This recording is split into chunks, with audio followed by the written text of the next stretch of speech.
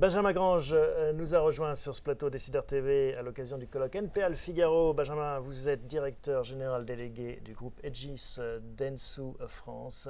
Donc vous accompagnez un grand groupe de communication qui accompagne les marques et les médias. Dans ce défi de la transformation numérique, on évoquait cette migration des médias du papier vers le numérique avec quand même beaucoup de dégâts. Alors, si on regarde simplement les chiffres, on s'aperçoit que sur une quinzaine d'années, la publicité, ne serait-ce que la publicité qui concerne la presse, a diminué pratiquement de 2 milliards en valeur. Ça veut dire que chaque fois qu'il y avait 10 euros… Là, on parle à l'échelle mondiale ? À l'échelle, je prends l'échelle française, mais l'échelle mondiale est équivalente. Donc 2 milliards d'euros en France en 15 ans. En 15 ans. La conséquence, c'est qu'avant, quand on investissait 10 euros finalement sur de la publicité en presse, eh bien, ces 10 euros allaient directement aux médias. Maintenant, ces 10 euros… Plus une petite part dans votre poche quand même. Plus une petite part, mais qui correspond finalement à la prestation que l'on rend. Et maintenant, on s'aperçoit qu'il y en a une partie qui va évidemment toujours aux médias, mais qui est beaucoup plus faible, aux alentours de 20%. Le reste va à d'autres médias numériques, principalement des médias comme Google. Et puis le reste va à d'autres natures d'actions de communication. Comment est-ce que ces médias vont survivre dans ce contexte quand vous passez de 100% à 20%? Comment est-ce que vous faites? Alors, la conséquence, c'est qu'il faut revenir à ces fondamentaux. Vous avez des médias qui ont une marque extrêmement forte. Cette marque draine des audiences. Et donc, à partir du moment où on a une dichotomie entre marque et audience, on est capable d'opérer des actions de diversification, d'aller chercher des revenus là où, effectivement, on ne le faisait pas avant. Ça veut dire le Figaro l'a très bien fait avec les voyages, avec les petites annonces, qui est un marché qui a disparu sous le format papier, mais qu'elle a réussi à recréer à travers un rachat et finalement une intermédiation numérique. Donc il faut trouver d'autres métiers en fait, finalement, et monétiser son audience d'une autre façon. Il faut la monétiser et surtout faire acte d'innovation en gardant ce que l'on est, c'est-à-dire une marque, l'audience qu'on est capable de drainer et voir la nature des produits qu'on est capable de leur offrir. Et alors comment est-ce que vous inscrivez dans cette transformation numérique des groupes médias? Comment vous accompagnez cette mutation? Alors déjà, nous-mêmes, on a opéré cette mutation. Parce que, évidemment, si les médias ont été touchés, nous, on a été extrêmement touchés.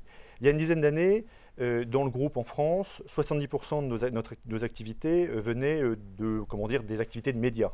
Et puis 30% de ce qu'on appelle la diversification ou le marketing services. Aujourd'hui, ce rapport est presque renversé. Alors, marketing services, pour ceux qui ne sont pas familiers avec ces termes? Ça peut être du CRM, ça peut être tout ce qui va être de la communication de la relation client, de la communication sur le dernier kilomètre, tout ce qui va être fait de façon à ce que finalement proche du point de vente, vous soyez amené à acheter tel ou tel produit. Ça va être tout ce qui va concerner l'animation de réseaux sociaux, de communautés, parce que c'est des vecteurs d'engagement complémentaires au reste. Ça va être aussi de l'organisation d'événements, comme aujourd'hui, même si on n'a pas été l'acteur qui l'a organisé. Une prochaine fois. Ça veut dire concrètement que vous devez employer des profils très variés, vous-même vous diversifiez énormément. Alors, on se diversifie avec une vraie conséquence en termes d'organisation, c'est qu'il y a une quinzaine d'années, quand une marque voulait communiquer vers ses cibles, il y avait une dizaine, on appelle ça de points de contact, c'est-à-dire de moyens pour le faire. Parce qu'il y avait la télé, il y avait la presse, il y avait la radio, etc. Aujourd'hui, il y en a presque une soixantaine. Il y a des applications, il y a tous les canaux numériques. Et puis, vous avez tous les réseaux sociaux. Et chaque mois qui passe, il y a un nouveau canal qui émerge. Il y a Instagram, Snapchat, etc. Et ça n'arrête pas. Et donc, pour nous, la conséquence, c'est d'arriver finalement à maîtriser la spécificité de chacun de ces canaux, tout en ayant une capacité finalement de les intégrer au bénéfice d'un client. C'est-à-dire de comprendre sa problématique, d'arriver à la décomposer, et ensuite de dialoguer avec des experts qui, eux, connaissent chacun des canaux. D'être de la tour de contrôle, en quelque sorte, pour les piloter. Oui, une espèce de tour de contrôle, mais en tout cas une capacité, si vous voulez, à la fois avoir des architectes et puis différents corps de métier, si je peux m'exprimer comme ça, qui eux, sont des experts dans chacun des domaines et vont agir comme ils se doivent. Vos clients, les annonceurs, vous les sentez comment? Ils sont perdus, confus dans cet univers, passer de 10 à 60 cibles, enfin 60 canaux, c'est quelque chose d'assez traumatisant. Je ne sais pas si c'est traumatisant. De toute façon, le mouvement est en marche. Facile, on va le mouvement dire. est en marche. Ouais. Notre rôle, c'est évidemment de les accompagner. Donc on les accompagne à travers la manière dont on opère avec eux, comment dire, l'ensemble de leurs dispositifs de communication. Mais on essaye aussi d'aller un peu plus loin, c'est-à-dire parce qu'on est capable d'opérer, parce qu'on a plus de la moitié de notre activité qui vient du numérique, eh bien on est aussi un acteur qui est capable de les accompagner sur la trajectoire qui va faire que cette transformation numérique va être sécurisée, va être accélérée. Et ça se fait notamment au niveau des dirigeants. Et pourtant, les budgets numériques ne sont pas aussi importants que les audiences ou que le temps passé. Il y a encore un petit retard ou un conservatisme, on pourrait dire. Il y a quand on voit, c'est très intéressant, les graphiques entre, par exemple, la presse en termes de budget et en termes de temps passé, la radio, la télé et puis le numérique. On voit que le numérique et le mobile sont très en retard. Je ne sais pas si on peut dire les choses comme ça. On est face à un paradoxe que si on prend encore la presse, elle n'a jamais eu finalement autant d'audience. Si on prend tout ce qu'elle a eu comme client sur les sites, la diffusion avec évidemment le fait que c'est terriblement baissé, et puis évidemment tous les autres supports. Et pour autant, elle a comment dire, tous les enjeux de monétisation. Donc il y a un paradoxe entre les deux. Qu'est-ce que vous pensez des médias, des annonceurs qui deviennent eux-mêmes des médias? L'exemple le plus emblématique étant Red Bull, mais on voit ceci émerger aussi avec d'autres acteurs. Est-ce que vous pensez que c'est une tendance qui peut changer la donne aussi? C'est une tendance, je ne sais pas si elle peut changer la donne. En tout cas, pour l'instant, Red Bull est un des rares acteurs qui a construit finalement sa stratégie de communication autour de ses contenus. La création d'événements qui lui sont propres, des contenus qui lui sont propres, qu'elle va non pas monétiser, mais qu'elle va exporter au profit de sa communication.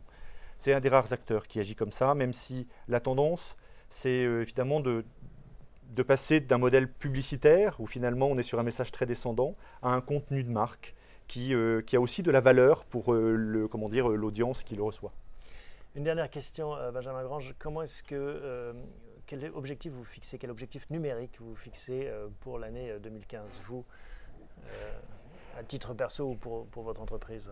Alors, on a engagé un travail très étroit avec l'univers des startups, partant du principe que, à la fois pour nos clients et pour nous-mêmes, c'est un moyen de doper notre créativité et puis doper les solutions que l'on propose à nos clients. Et donc l'année prochaine, on va aller plus loin. C'est-à-dire qu'on va s'imposer le fait de travailler avec un quota, avec un certain nombre de startups. Et pourquoi s'imposer ça? C'est du masochisme pur ou... Non, c'est parce que on s'aperçoit que au-delà de l'envie, les habitudes finalement elles pèsent encore lourd. Et donc si on se force pas, voilà, si on force pas un peu le destin, eh bien voilà, on bascule pas pleinement. On bascule, mais pas pleinement. Combien de startups alors? Alors, c'est déjà le cas aujourd'hui. On a un partenariat avec Partech qui nous place, pour certains d'entre nous, dans un rôle de coach vis-à-vis d'un fonds de capital risque. Exactement. Sur lequel on a aussi un partenariat avec l'incubateur qu'ils ont créé. Et donc, on est déjà, pour certains d'entre nous, coach de ces startups.